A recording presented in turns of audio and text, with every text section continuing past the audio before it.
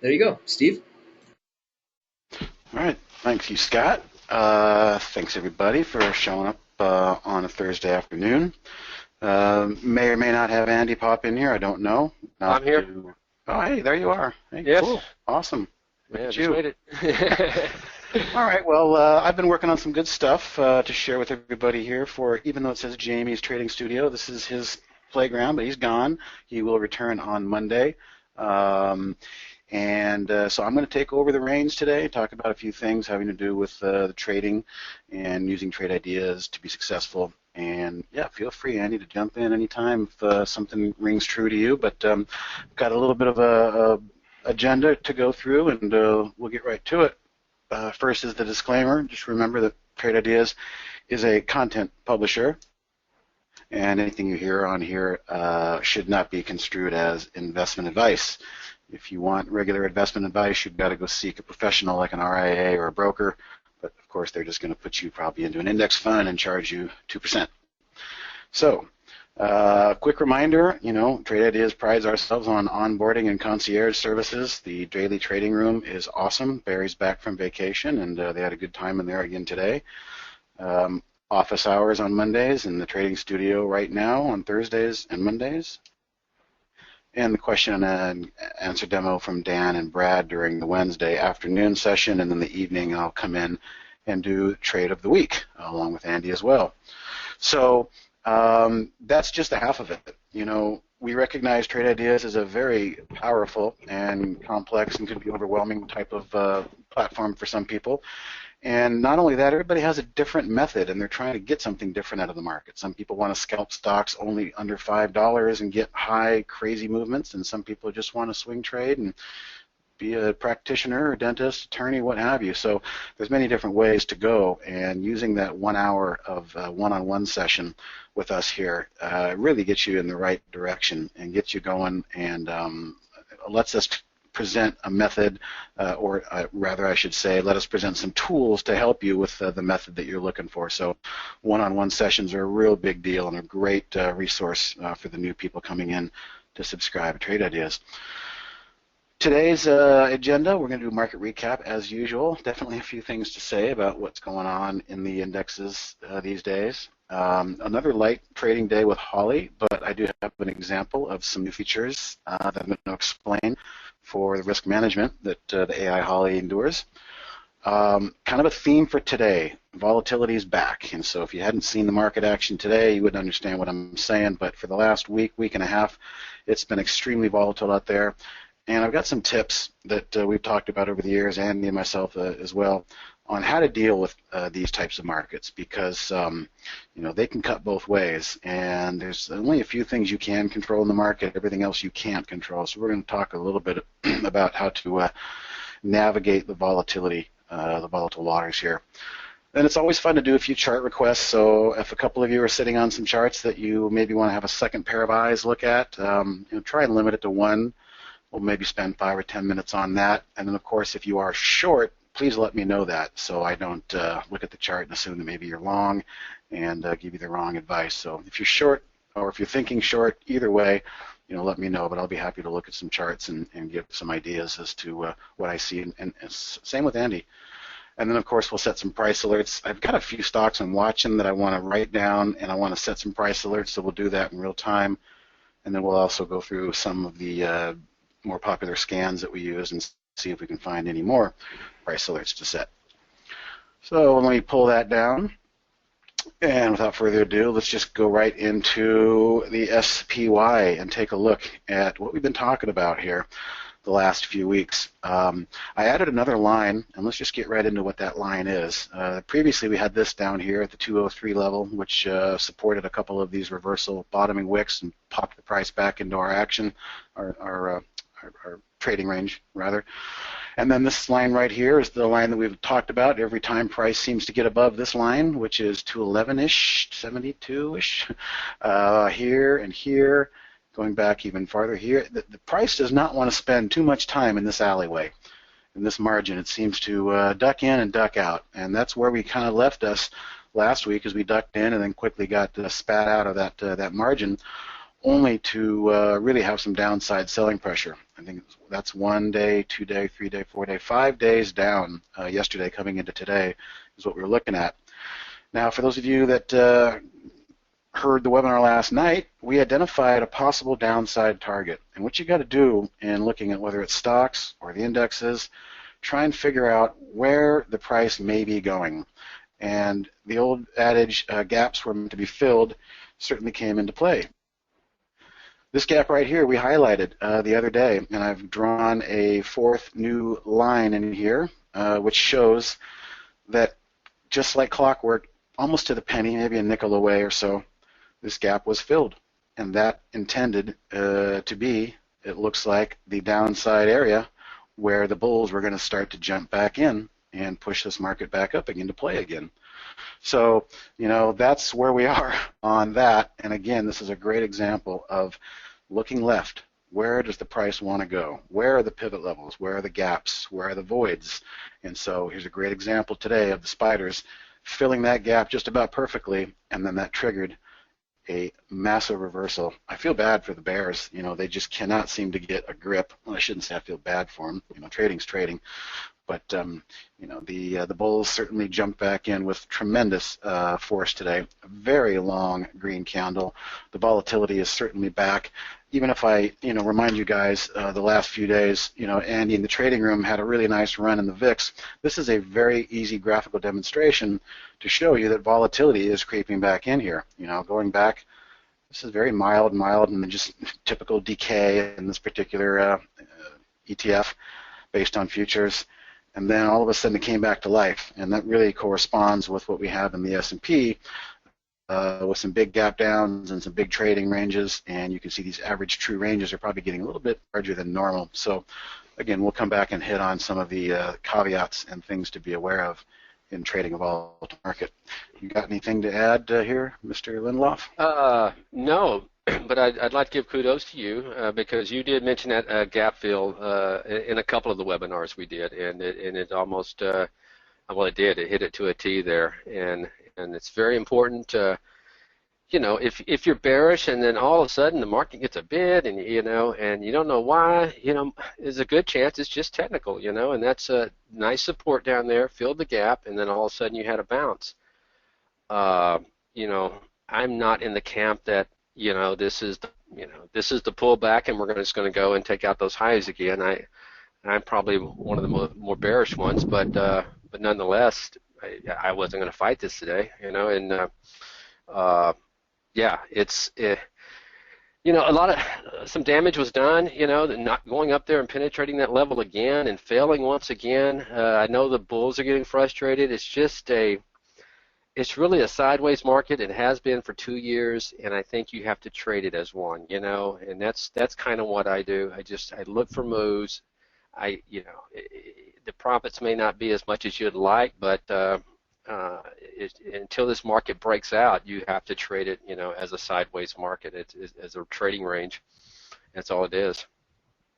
Yeah, I really feel like these two inside lines here are now going to be our current trading range. You know, we got down into here, we kicked the price back into the trading range. We get above this line, we kick the price back in. So here's our trading range, and here's kind of our margins of the trading range to see if exactly there's going to be some follow through.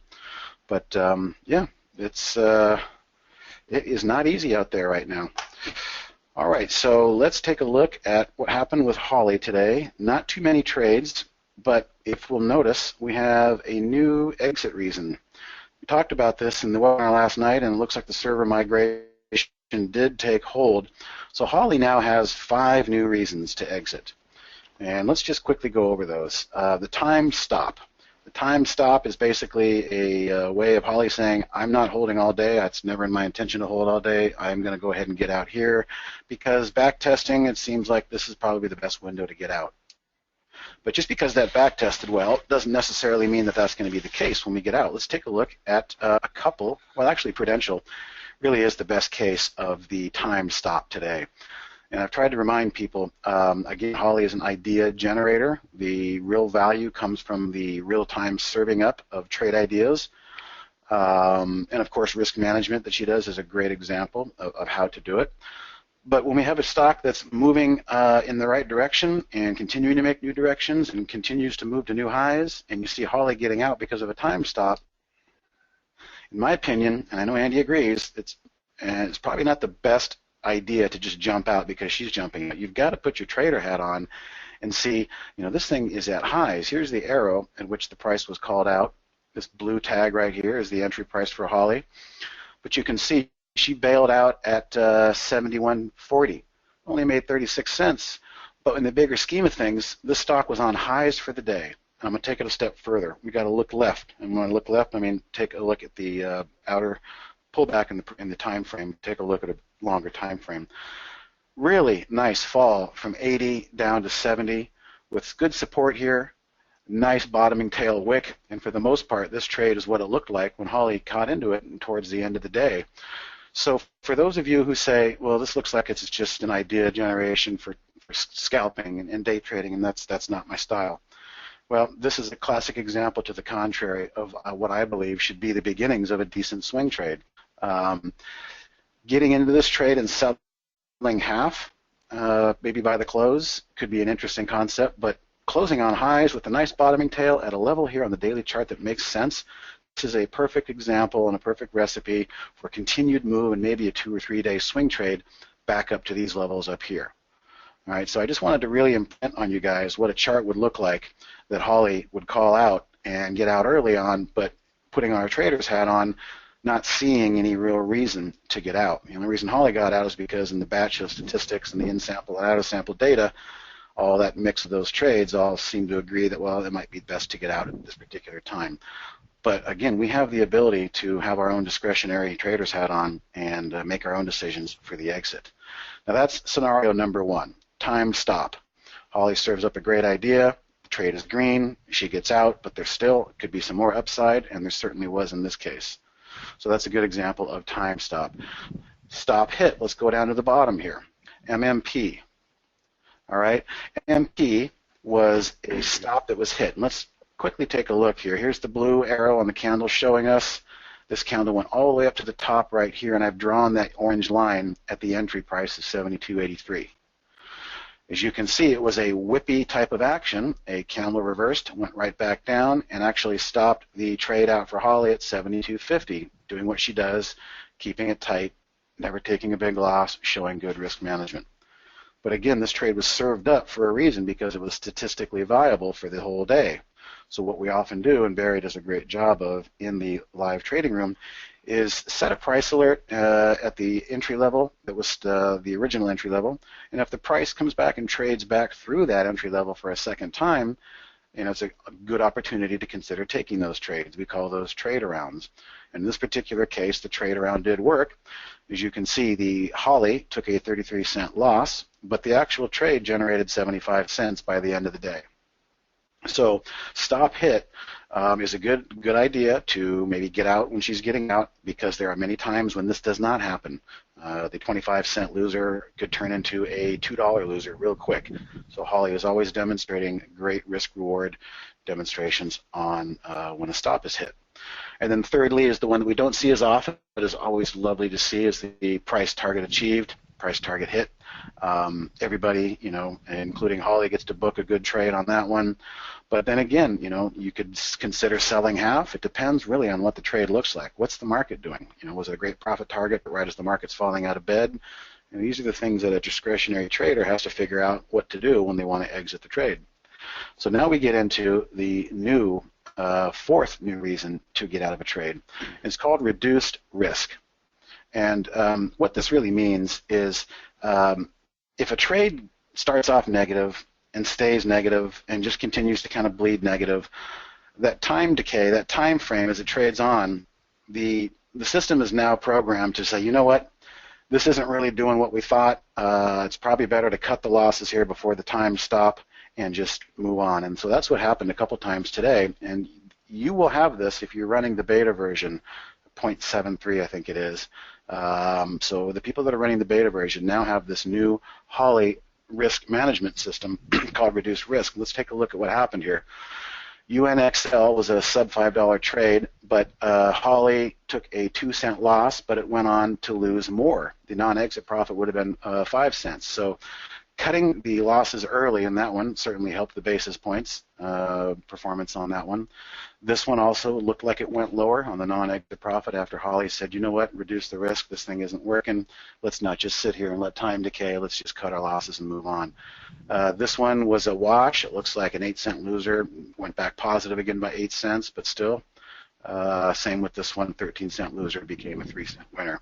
But for the most part, Holly did a good job of saving the basis point loss here in UNXL, without a doubt. So, you know, again, this whole P&L graph does not tell the whole story, because this P&L graph is basically tied to this column, the profit column, when Holly exits.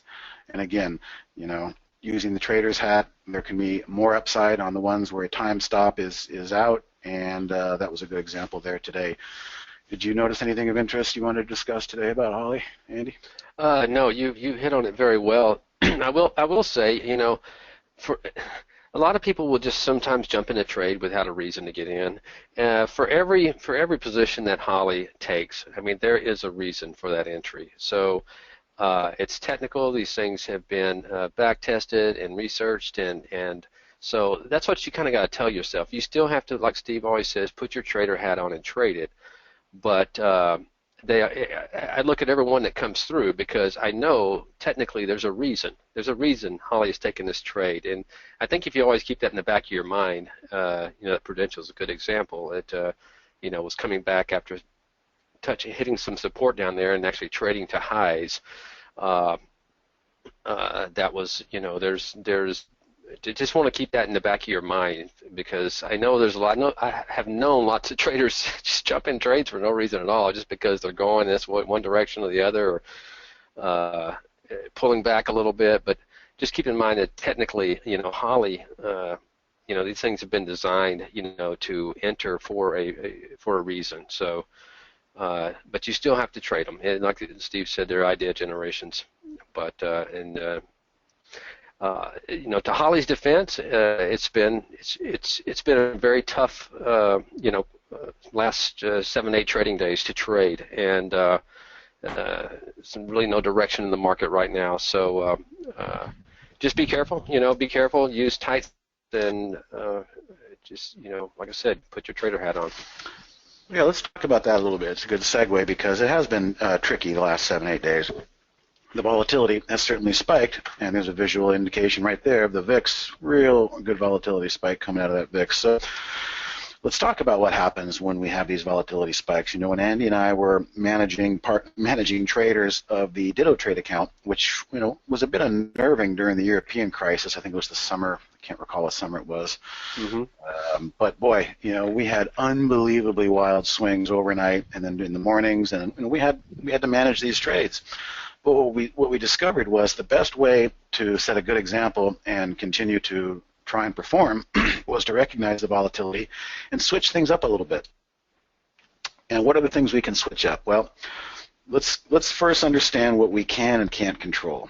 This is my axiom right here. I've always said there's only 2 things that a trader can control in the market.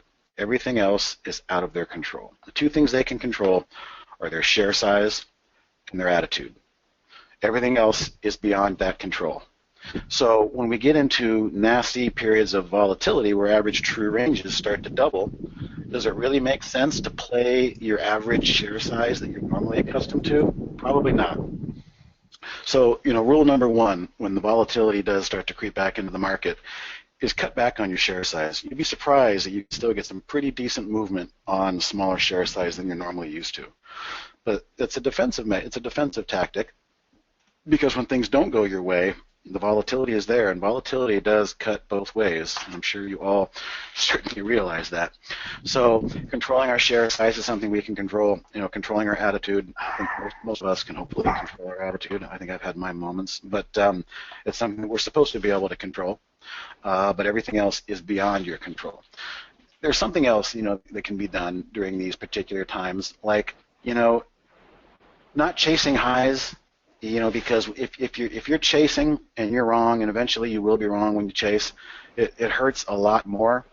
So we try and be more mindful of getting good entries, maybe pullback entries, consolidation type entries, levels where you're giving yourself the best possibility to survive if you're wrong, and you will be wrong certain times, hopefully less often.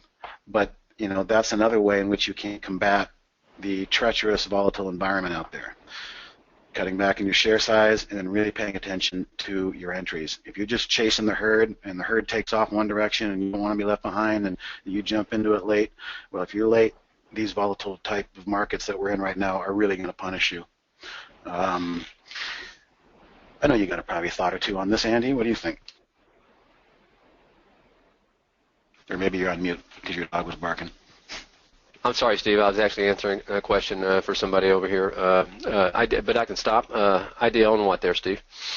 Well, just the volatility. I think you had actually talked about that with me earlier. Trying not to chase stocks that are at highs. Looking for your price, getting your price. Because if we are chasing, there's a time to chase breakouts and there's a time not to. And a time not to is probably going to be in more volatile markets where these things can just turn on a dime on you and they move very quickly. So I was just curious. Yes, yeah, absolutely. That's a very good point. And what I like to, I've noticed over the last. Since we topped out up there last week, that there's been some selling. It definitely abated today, but I wouldn't be a bit surprised to see it come back in, tomorrow. And when I see the action like this, I'm very careful about chasing highs, just because you don't have the momentum, behind you like you may have had, a month prior as the market was moving up. There's still going to be a few stocks, momentum stocks with volume news, story stocks, whatever you want to call. Yes, that you can buy at highs and then keep going, but I'm real particular about what I will buy at highs, especially if I'm swing trading. This is a market where, when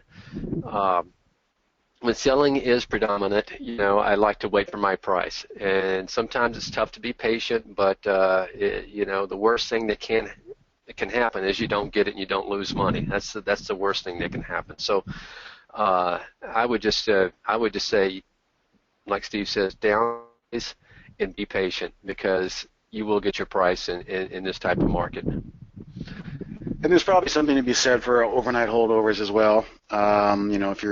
If you're prone to taking overnight risk, you probably want to take a little bit less overnight risk, because this market is, gets jerked around overnight a lot, and especially in volatile times. And I go back to the time that Andy and I were trying to trade through that European crisis. It was very difficult to try and hold anything overnight. So again, same thing goes there. So let's take a look at a few chart requests. I did see some people put some ideas in, and then we'll go to some of the stuff that we're looking at and maybe set some price alerts. Chart request to start with was EMES. Well, here's what I like about EMES. It hasn't given a whole lot of price back. This green line was originally triggered on a breakout, and you can see the price moved and then came back and retested this line. So here's a great example of how price is building a higher base camp. What was prior resistance will now become current support. So I think this is, trying to build a flag. It might be a bit early here. There's a lot of volatility going on back and forth up here with the wicks.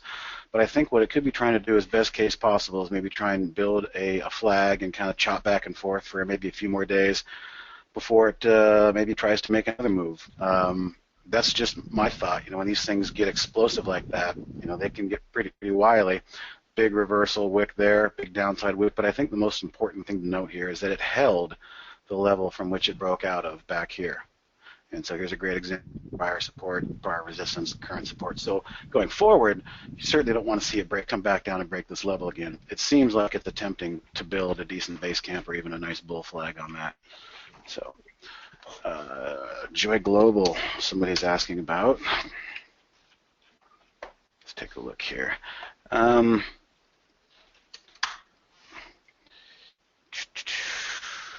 popping onto another chart real quick. This move kind of similar to the last thing we looked at. Gap breakaway, nice flagging action up here.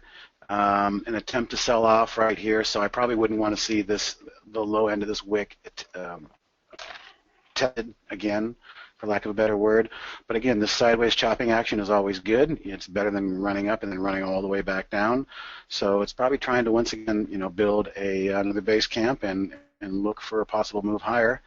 Where it's come from is pretty much kind of tagged that level back here. It's filled its gap. So in terms of upside targets, there's nothing really glaring that it could be pointing towards. So it's just a lot of chop action back and forth right now. Let's take a look. What else? EMES. Joy. We got Joy. BSPM. Yeah. When these charts get as volatile and wacky as this, it's hard to really try and nail them down. But the good news is higher low, higher low, higher low, higher low, higher low. So that's what I'm seeing. I think you basically just got to look at this chart as can it continue to build a higher low where the prior low was not taken out by the prior day. So each day it's been making a new higher low. And I think that's just going to have to be the way it goes going forward to continue to have upside, positivity on that one. Big level back here at the 7, some consolidation there as resistance, some basic consolidation here as support with the bottoming tail. So this is probably a possible upside. We'll just call it $7. Could be gunning for $7, but this is a giant move pretty quickly, pretty fast. So you got to be nimble and stay nimble on that one. Yeah, speaking of buying highs, yeah, that's one. You can see every time it gets up there to that $6, it just tells me I don't want to chase this thing to $6. I'm not sure exactly where I would buy, but if I see it, when I see wicks like that, I'm very I won't chase it to highs for sure. Oh, this should be a fun one. TLT, getting ready to. They were so close to setting a new high. But it looks like they kind of reversed as the market reversed. As the market was going to lows this morning, the Treasury was moving close to very near-term highs. I don't know if I can go back. I think I saw it. Wait a second. My bad. I don't know how I did that. That was really crazy. Try and zoom out again. There, this is what I was thinking. It was getting real close to up here. People were talking about prior highs back in 14. But I'll tell you, looking at the way the market closed today, Randolph, you're asking about TLT. I'm seeing this as it's screaming topping tail. Just as we had a nice reversal in the spiders this morning to this afternoon, this TLT is going to be kind of the inverse asset class of that. So money did come flowing right back out. And again, for that topping tail right there, it looks like it could be looking for some sort of exhaustion, maybe getting ready to take a breath and pull back. So I wouldn't be bullish up here. I wouldn't be buying stocks that had that giant top, not only that giant blow-off top, but is very close to what I was trying to show you earlier, which I can't get back to now. Yeah, these prior highs back here, getting up to those interesting levels. Okay, yeah, see, some of you have got some real basic questions, and again, the one-on-one training is what you're going to want. One-on-one training is a great deal. All right, we'll do a few more of these, and then maybe move on to some of the stuff that we're marking up. Let's see. What do I see in PGNPQ? PGNPQ. Oops, did it again. I see a stock that had a very nice move. Where it topped out at is looks like it's corresponding to these levels right back here. Right here. Big pullback. It's probably going to do the back and forth dance for a little while. That was a really, really huge move it looks like it had, and those things take a little while to digest. So it still feels like it's in the digestion phase. One of the things you could do at this point, and I'll go ahead and demonstrate that for you, is let me turn off the crosshairs so I can mark up a trend line. And it's creating what it's doing is basically just kind of a simple little wedge here, a little triangle. Exactly. And so what you want to do is, I want to grab that and then really try and definitively grab those bottoms. Okay, and then I would do another one, trend line.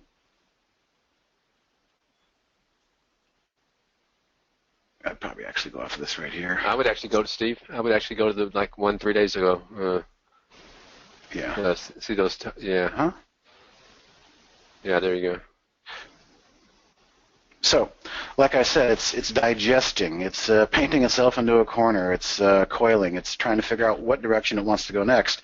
And the buyers and sellers keep getting bounced in between these lines. So we're getting close to maybe some sort of culmination of price action.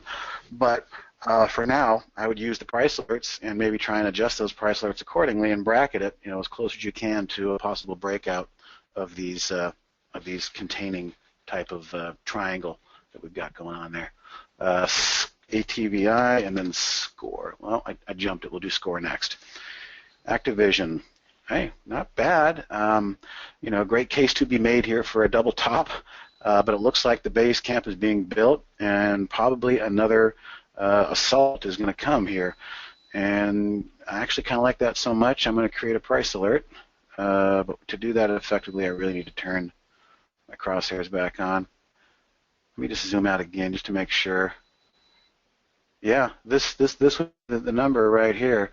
So a high of 39.99. We'll just go right-click, set price alert at 40, and I think that could be interesting. Let's take one more look at something else. ATVI short float negligible, 0.6%. Nothing to worry about there. It's making money. It's positive earnings. Earnings date is behind us. A decent looking chart, if we can get the battering ram to pop back up and do that. Can we use price alerts to draw on charts with TI Pro? TI Premium is where you get the right click and are enabled to create price alerts. And of course, let's just quickly take a look at the price alerts because we will be setting some. But again, positive P&L for the month of June, which is good. Interesting that a pretty good chunk of the top 15 winners here are short sales, so stuff's working in both directions right now for the most part. But this is where your price alerts will go to rest, Amy, once you've set them, and when they triggered, this window will pop up and the row will highlight in yellow exactly which one was triggered. And what we're going to do is coming up on the end here, after we look at a few more of your charts, we will do some more setting of alerts and share those for the people that can accept them. Which, by the way, Amy, is the best, very cool part of all, as you say, very cool. Like I said, you can share those. So if you do get the TI Premium, you attend these webinars, we go over some pretty cool setups and talk about why we set these triggers, and then I can drop those active triggers directly into your price alerts, and everybody has the same alerts going off at the same time. That was ATVI. I saw score briefly behind that. We want to take a look at score. Score is in a nasty downtrend. It's probably showing up on the trend change lubricant when it gets back up to these levels because it needs to make a 20-day high. Pretty simple right here. It's trying to build a higher low. Let's just go ahead and mark that up. It's got to hold those levels, and then it's probably trying to get above these levels at some point. And if it does, then we've got this level to deal with, and then a bit of a void above. But for right now, it just seems like it's playing back and forth off of its pivot levels. Prior resistance kind of becomes sloppy current support here, but I'd want to see it hold those levels for sure. Got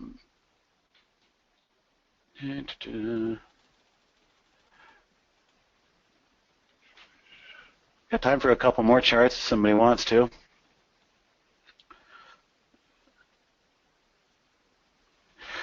Knowledge of candlestick theory is valuable for using TI Pro.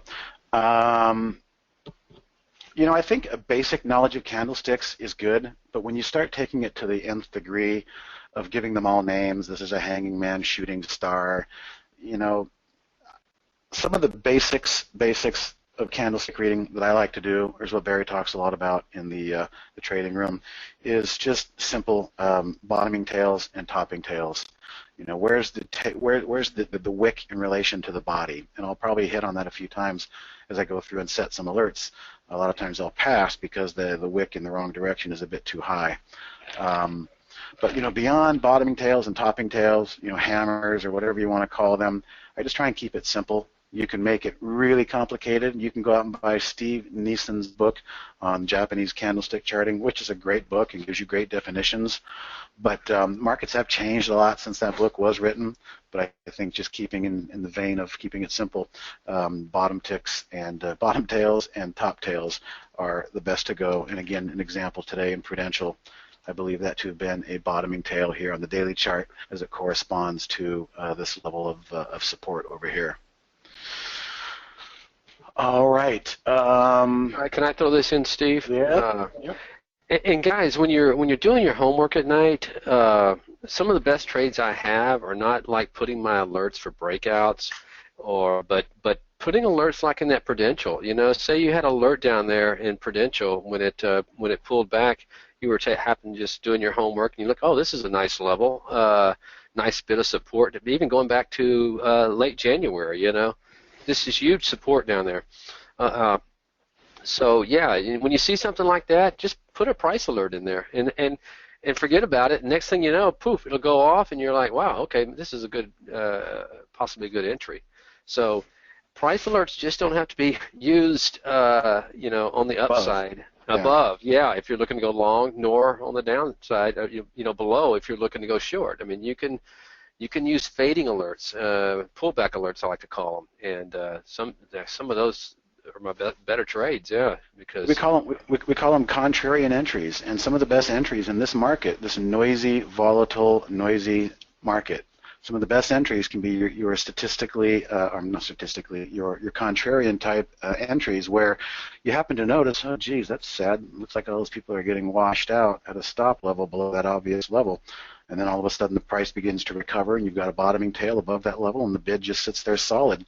You know, playing off somebody else's pain can work, but you got to be able to identify some possible scenarios where you can set those alerts, predatory alerts, as Andy calls them, or lobster traps, as I call them. We used to call them oh shit bids because we didn't have price alerts. So what we did was we would bid, 50 shares at a price level that we found interesting and left it open. And the reason we called it an oh shit bid is because we'd say, oh shit, I just got hit on something. Oh, yeah, that's right, that alert we said. Okay, well, all right, well, let's look at this now. Let's watch and see what's going on here. And it gets it on the radar. So, yeah. That is so true. I can't tell you how many times I'm like, I just forgot all about a bid that I had in. And more times than not, that ends up being the best trade because you're not emotional. You're just throwing a bid in where you'd like to own a stock, and next thing you know, boom, it pops up on your blotter, and Steve's right, your first, reaction is, oh shoot, and next thing you know, man, it turns and it's working for you. Because those are typically low risk entries, because if you put an alert in where it should stop, and move in the other direction, and if it doesn't work, you just get out quick. I mean, there's no guessing. You were wrong, and a lot of times what I'll do when I do get hit on those, I don't even look at it. I'll go immediately, put an alert in. I mean, just put I shouldn't say I put an alert, not a stop order anymore. And now the other alert goes off, I just get out because I'm wrong. But they're very low entries. Yeah, the better the entry, the more staying power you can have, and that's why Andy says a lot of those trades turned out to be, some more of the better ones because it was a different type of entry, and the shakeout had already occurred. X is a question of chart, and I'm glad somebody brought that up because there's a couple things going on here. This particular bottom line we were discussing way back in March because we noticed a few things that on the trend change lubricant, these ex-US steel kept showing up. And I use this as an example a lot in my one-on-one training to show people, again, looking for identifying levels of pivots, support, congestion to resistance. It's a bona fide black and white classic example of a pivot. But then we go up and we start to look at our single stock window and take, short float. It's still 32%. All right, let's keep that in our back pocket for where we are today. But back here, this was 56%. And that was a recipe for a short squeeze disaster. And the smart traders that were short, that realized the pivot level was broken, started covering right here. And this was just the mother of all short squeezes with a quick break and then a continuation. Well, they got some of it back. And let's move forward to today. Seeing a couple things I like here. Still, 32% short. That's still very significant. Some of these shorts are in pain and they haven't wound out of this yet. And if this price continues to want to move back to these past highs here, they're going to have some decisions to make. couple things that jump out. And again, guys, I'm looking at these charts with no indicators. All right, Dan is correct, and I've always been under the assumption that, for me, keep it simple. The simpler, the better. The only indicators I really use are moving averages, and that's it. But even without moving averages, we should be able to look at a chart and see exactly what's going on just looking at the footprints in the sand. There's a couple things going on here.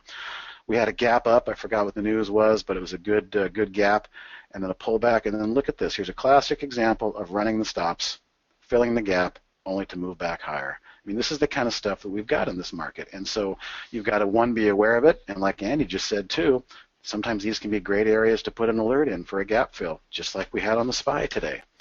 So if anything you guys take away from today is to learn how to maybe start looking left and looking for areas of interest on weakness of where a bounce could occur. So getting back to X, love the short float. Love the gap. I love the gap fill attempt and washed out the weak hands, moving back to highs. I mean, we're pretty much right here. This is bound, or this is definitely qualifying for an alert. I believe the high was 92, so we're going to go 93 for a long. Create price alert at 1793. Remind ourselves 32% is still short. All right, so that is a viable candidate. We'll do one more because somebody popped it in here. Smith & Wesson. Interesting times for Smith & Wesson. Well, here was the, I believe this was the gap up on the tragic news over the weekend, and that didn't hold. Smith & Wesson, to me, is looking like it doesn't want to do a whole lot. And if anything, it's looking like, it might be trying to continue to hammer on these levels down here, looking for the crack in the ice. Am I missing anything you might be seeing there, Andy? No. If you span out too, it's almost like a head and shoulders there potentially there on the see the head and shoulder. Head, shoulder.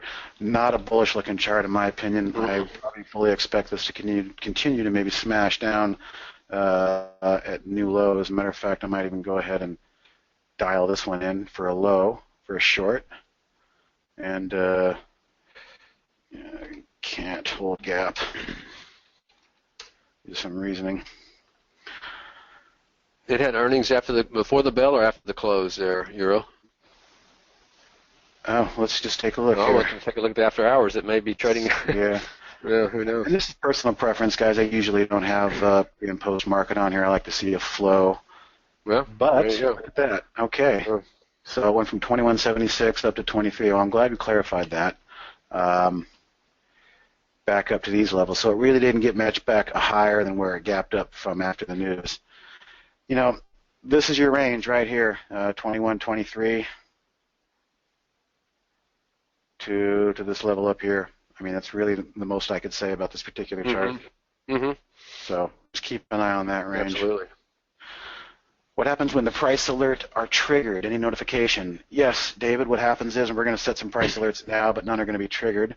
But what will happen is your price alert page will pop up at you, and it'll look just like that. And it'll have a yellow line across the formally working, and then transfers to triggered, and then the P&L starts to calculate along the way. So you'll get visual, audible, and I think audible notification is certainly coming as well. But you'll get this window flashed at you and a nice yellow bar across the horizon there to see exactly which price was triggered, and then you're off. It's a great teaching tool. Go ahead. I tell you, these are. I've used so many trading softwares. I mean, been trading for basically 17, 18 years. I can't tell you how many I've used. I have never seen, price alerts like, and I'm not just saying that because I'm a newly hired guy, man. I'm telling you, I've never seen price alerts so user friendly, so quick to set. Just everything about them. Everything about them is just they're so. I use them all the time now. I even use them for like when I enter a trade because I don't like using stops anymore. So I just put a price alert, at the level, I want to consider getting out, so I don't HFT, don't jack me around, and so and I just use I use them for so many things, man. They're incredible. Well, I got to say Leon is on the ball because he's been listening. He just served up a chart, which was my next chart that I have written down that I want to present to everybody today. And I think I showed you earlier, Andy. It's the Zillow Group. Mm. Okay, you guys remember Pandora and how much we love that Pandora trade of the week? You guys remember me talking about horseshoes and how much we like horseshoes? You guys remember me talking about short float and how much I like short float? All right, see where I'm going with this? This is a really, really good looking chart. Nice breakout from a prior alert that I had, so this one is an actual working alert for me. But I really want to highlight this one again because it's got so much possible potential. The shorts are absolutely probably pulling their hair out that they could not get this gap to fill, and that is the basis behind the theory of the horseshoe strategy. The bear cannot bring the price back in and get control as the price moves back up to highs as to where that gap occurred. They start to really lose control, and momentum can shift against them to the upside as a possible short squeeze occurs. And I can tell you this, sound like Donald Trump, this I can tell you, 40% short the float is a recipe for a short squeeze if you can get the right trigger. Looking back on the chart, obviously, this is a level of interest too. And I'll go ahead and pop that in there just for my own edification. But I do want to mark this one up for a secondary possibility, and it's going to be the theory of the horseshoe, which is the horseshoe alert, which is the false gap up retracement in your trade ideas. And let me just show you a quick example. You guys have seen me back test this thing, and this is the alert right here, and you can see that icon shows us a gap up, failure to close the gap, and then move to highs. Once it moves to highs, the horseshoe alert, or the, as I call it, the horseshoe alert, the false gap up retracement is going to trigger on a new high. And so what I'm anticipating here is the same type of situation. So what's the high on this candle? It's 33.72. We're going to go 33.73, and we're going to remind myself in all caps, because I like it so much, daily horseshoe with 40% short the float.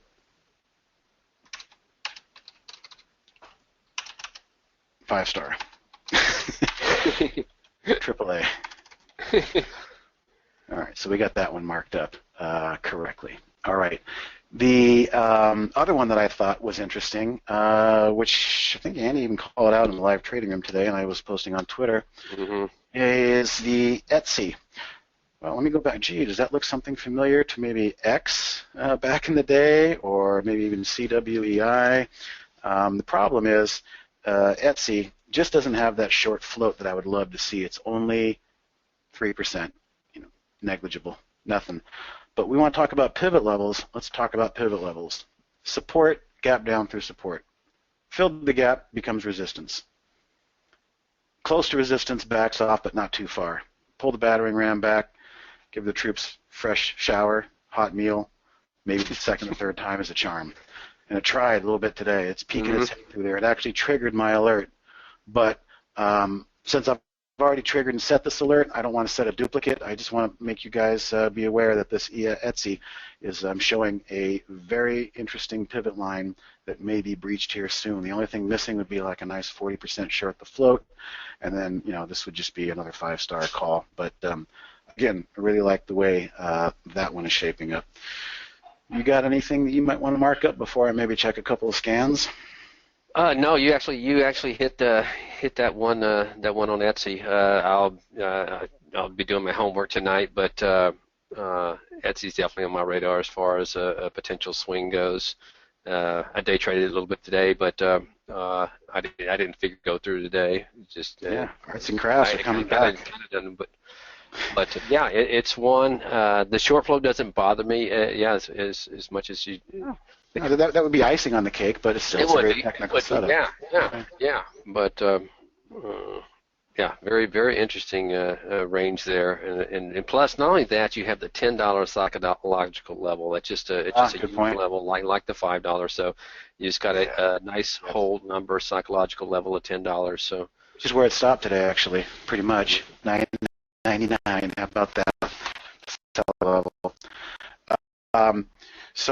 What was I going to say? I had a thought and it escaped me. I guess that's it. So let's take a look at a couple of alerts, see if we've got anything interesting. The bullish engulfing, I think, could be interesting, considering because that's the kind of day we had today. And if you guys will notice, I am now compliant. I changed it to be correct. It's no longer bullish engulfing, because engulfing was jumping the gun. It's bullish piercing. Now, let's see if we can see an example of piercing versus engulfing. So right here, engulfing would have been if the green body of this candle overtook the high of yesterday. It would have engulfed that candle, but it didn't. But we're in the interest of trying to get early starts and early head start. So the actual technical term is piercing. So I've changed these alerts and the top list to bullish piercing and bearish piercing. What I like to see on these is a close on high, or at least a price that's near high without a wick. If this thing had traded up to here and then pulled back, we'd have a nice big wick and a spinning top and nothing really of interest. But this one doesn't actually look that bad. It closed on highs, and I think it might warrant at least a possible price alert just for a look. Oops, I got my caps on. Bullish piercing.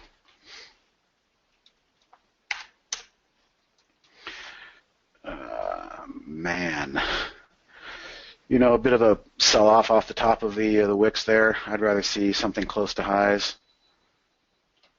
I think Andy just dropped something in there in the cloud on the chat room for somebody. Yeah, it's the horseshoe.